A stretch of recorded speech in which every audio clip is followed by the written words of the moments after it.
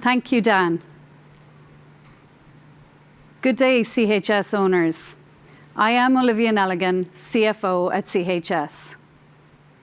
I am delighted to be with you for my first annual meeting, although it looks a little different this year. I look forward to meeting many of you in person over the coming years. This afternoon, I am here to deliver the fiscal 2020 financial report. It was an unprecedented and difficult year on so many levels, as all of you know. In fiscal 2020, our businesses faced significant headwinds and ongoing uncertainty about the extent, severity, and duration of the COVID-19 pandemic and the resulting global economic impacts. Despite all this, CHS had a solid year financially, and there were some bright spots in our financial performance for the year. Before we get started, please review this slide. Some of the business and financial topics we may discuss today may contain forward-looking statements. Some results may differ from those implied by today's comments. These differences may exist because of risks and uncertainties in our business, including those we describe in our most recent annual report, which is on file with the SEC. Revenues in fiscal 2020 were $28.4 billion, an 11% decline over last year.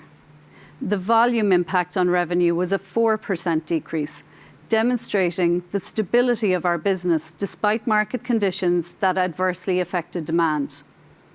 Lower commodity prices decreased our current year revenues by approximately 7% year over year. Net income for fiscal 2020 was $422.4 million, a decrease of $407.4 million versus last year. 2020 was really a year of two halves. As a reminder, the CHS fiscal year starts in September, so our first half earnings occurred prior to the pandemic and were $303.3 million, which exceeded expectations. The net income for the second half of the year, from March through August, was $119.1 million. The sharp contrast in profitability clearly shows the impact the pandemic has had on business. In fiscal 2020, we set a goal to take $50 million of cost out of the business, and we exceeded that goal.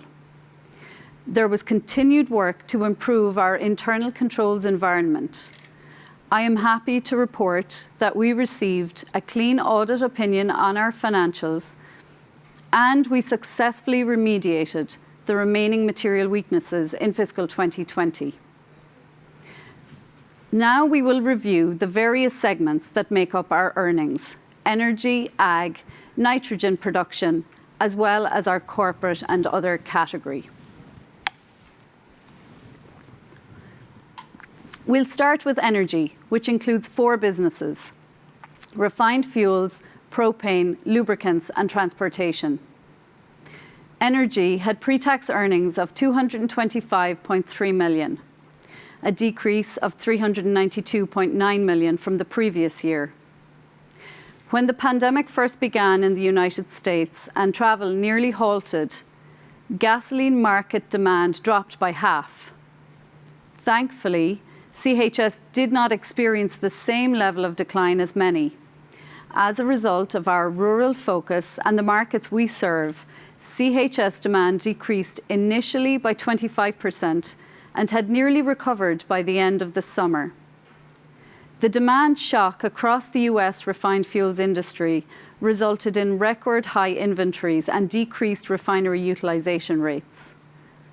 Market conditions also resulted in decreased crude oil differentials on the heavy Canadian crude oil we process at our refineries.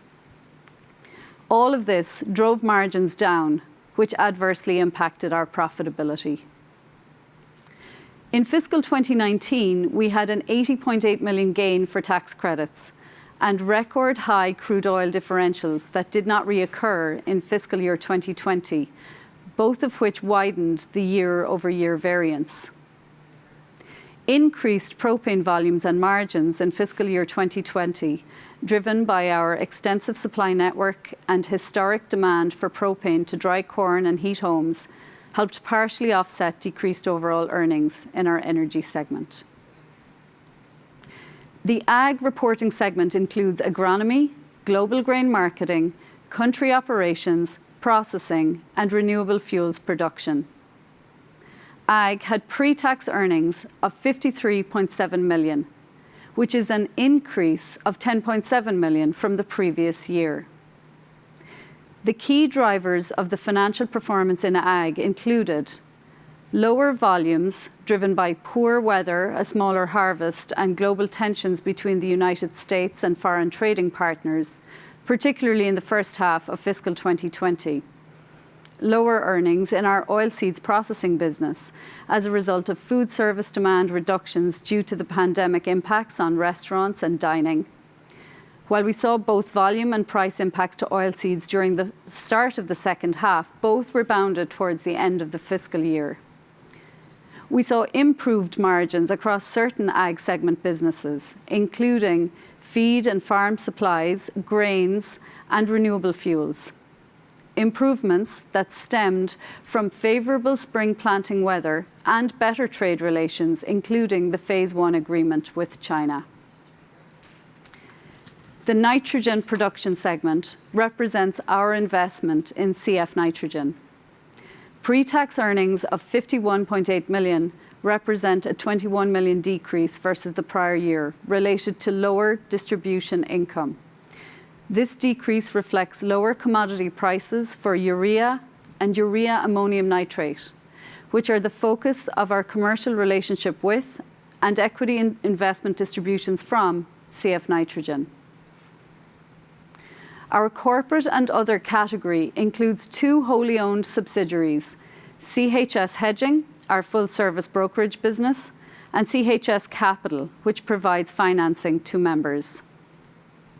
This category also includes two joint ventures, Ardent Mills, a leading flour supplier, and Ventura Foods, a producer of edible, oil-based branded and private label food products. Pre-tax earnings of $56 million represent a $25.5 million decrease compared to the prior fiscal year. We saw a decrease in financing and brokerage business income due to lower interest rates in fiscal 2020, but business volumes in both remain strong. Our Ventura Foods joint venture experienced lower earnings due to significantly reduced food service demand during the pandemic. In summary, our net income of $422.4 million is a year-over-year decrease of $407.4 million. Chair Scher reported on the board's equity management decisions.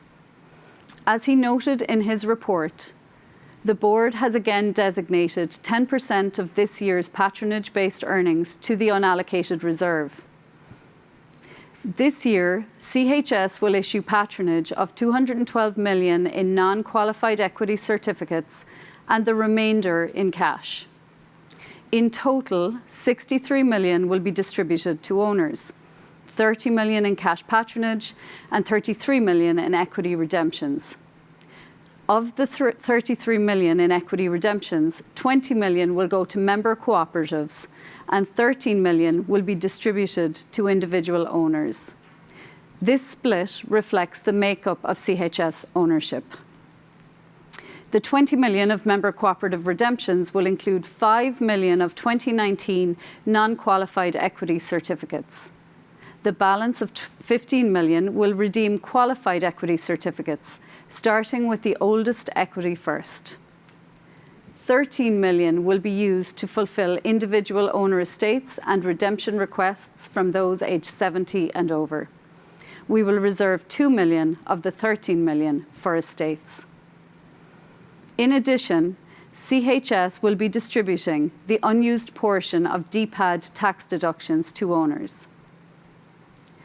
In making equity and patronage decisions this year and every year, the board considered, among other things, the future year outlook, and in particular, the adverse impacts in 2021 on our business from global energy price and demand declines. the board is committed to keeping equity decisions on the table for review. Should the year evolve more positively than anticipated, the board will consider returning additional dollars to our owners. Here are a few wholesale patronage rates. What you see on the screen is total patronage and cash patronage. I'll highlight a few. Premium diesel total patronage will be 4.93 cents per gallon with a cash portion of 0.61 cents. For propane, total patronage is 7.65 cents per gallon with a cash portion of 0.94 cents. In agronomy, bulk fertilizer total patronage will be $4.36 per tonne with cash of 54 cents. Equity management decisions will always be made with the best interest of CHS and its members in mind, along with the goal of maintaining a strong balance sheet that supports future growth. We anticipate the challenges associated with the pandemic will continue to adversely impact financial performance for some time to come.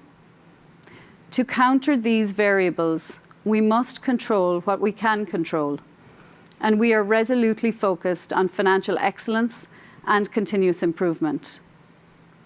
This year, we have plans in place to reduce budgeted costs by $100 million.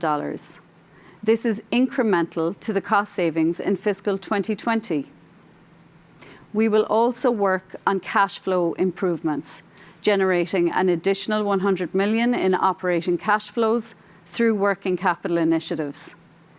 This includes streamlining operations to move inventory through our system more efficiently and effectively.